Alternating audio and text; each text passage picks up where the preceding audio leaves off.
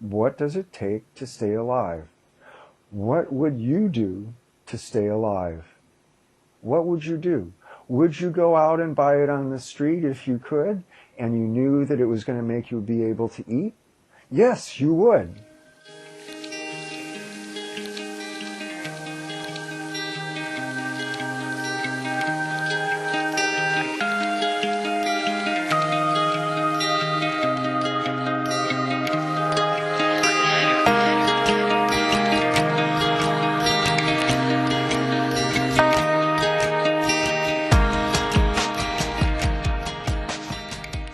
My name is Richard Kearns.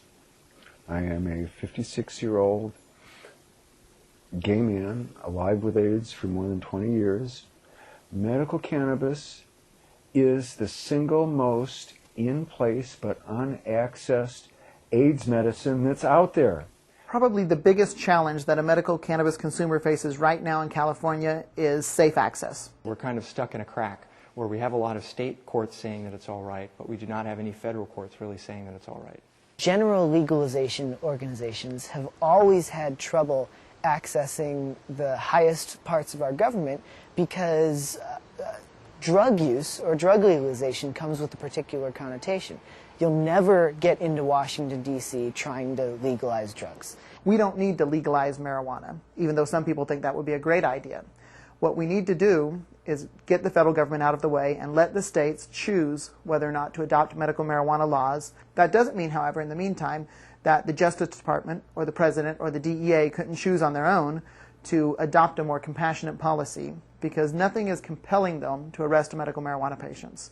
They have the right to do so under federal law, but certainly not the obligation.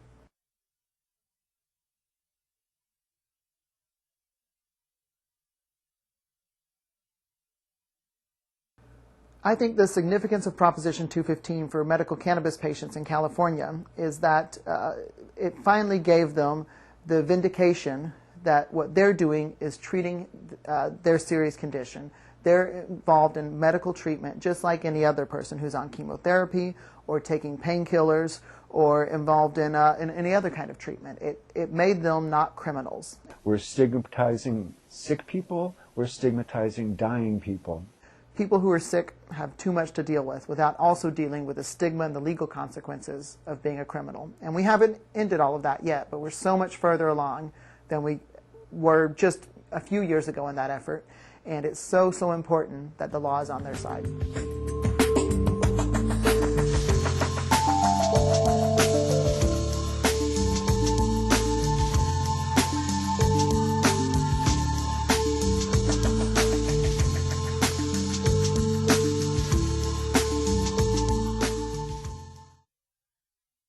The mechanism most patients rely on to get their medicine in California right now are dispensing collectives and cooperatives, which are community-based solutions for safe access. It's interesting. It sometimes looks just like any other retail job. You have product, you count it in, you count it out, you register patients, customer service, the phone rings, you talk to people, and there's just one small quirk, which is your product is a total violation of federal law. I've watched people walk into a facility for the first time, and they're nervous and they don't know what to expect, and they come in the door and they look around and you can just see the tension melt from their face, and suddenly they get it. The clinics are such a superior option to the street that I'm not willing to give that up.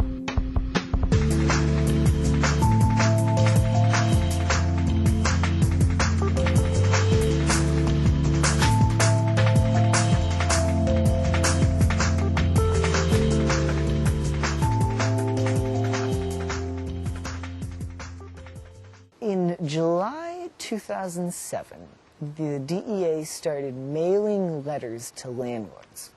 The irony of that being that a 39-cent letter was far more effective in shutting down dispensaries than million-dollar raids and big shock and awe paramilitary operations. In 2007, there were more than 50 DEA raids at medical marijuana facilities in California, and a lot of those were concentrated in the Los Angeles area.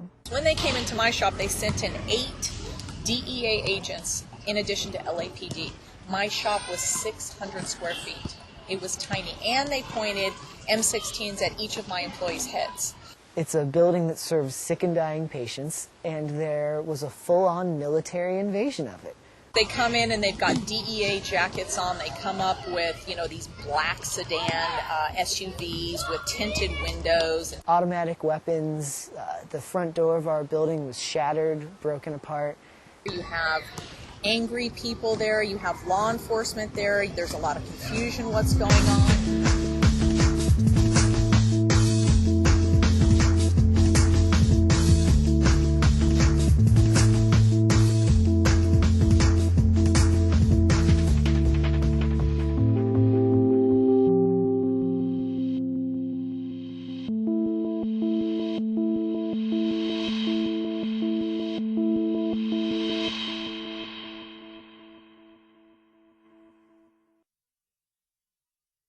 As a person with AIDS, I feel part of the history of civil disobedience. I'm sort of, in order to be alive, I've got to be civilly disobedient. We're going to fight back. We're going to stand up in our city councils. We're going to protest the raids.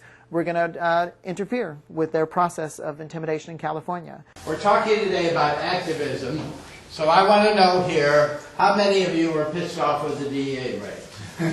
How many of you are pissed off with the DEA raid? In 2007, there were more than 50 DEA raids at medical marijuana facilities in California, and a lot of those were concentrated in the Los Angeles area. Local police departments seem to be cooperating with DEA interference in the state program at a much higher level. And the worst offender when it comes to cooperating with the DEA is the Los Angeles Police Department. The LAPD describes their official role as crowd control. They finally pressed me up against this wall here for the purpose of allowing all of the other vehicles to get through. During the entire time that the DEA was present, I totally kept my body limp. They had to hold me up against this wall to make sure that I didn't fall back down into the alley. It's really heartbreaking to see our police officers, our Los Angeles Police Department, that we count on for our safety, being taken away from the work of being heroes in our community and put to the work of villains.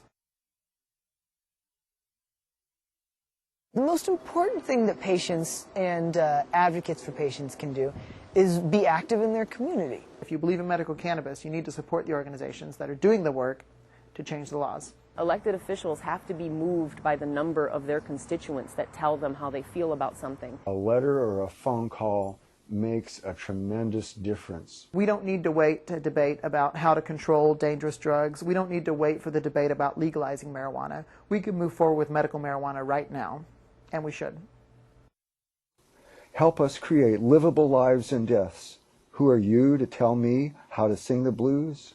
I am the blues, song and singer. Tap your foot and hum and listen before I'm gone.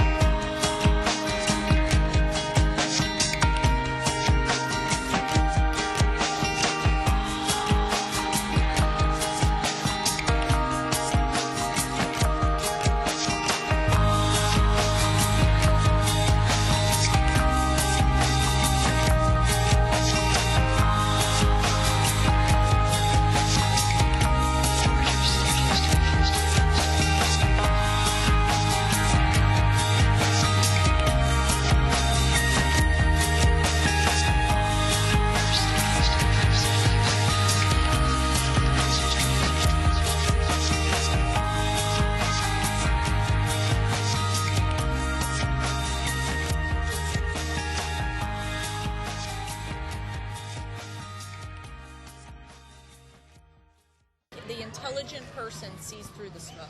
No pun intended.